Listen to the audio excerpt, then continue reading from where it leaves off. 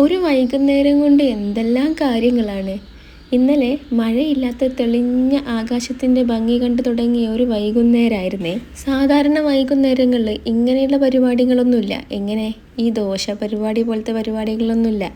നല്ല ചൂട് കോഫിയോ ചായയോ എന്തെങ്കിലുമൊക്കെ ഉണ്ടാവും. അതിൻ്റെ കൂടെ കഴിക്കാൻ എന്തെങ്കിലുമൊക്കെ സ്നാക്സ് ഉണ്ടാവും. സാധാരണ അങ്ങനെയാണ്. പക്ഷേ ഇന്ന് നെയ്ദോശ, പൊടിദോശ, ഒനിയൻ ദോശ, എഗ്ഗ് ദോശ എന്നിങ്ങനെ 4 ദോശ ഐറ്റങ്ങളാണ് ഉണ്ടാക്കിയത്. അതിന് കാരണമുണ്ട്.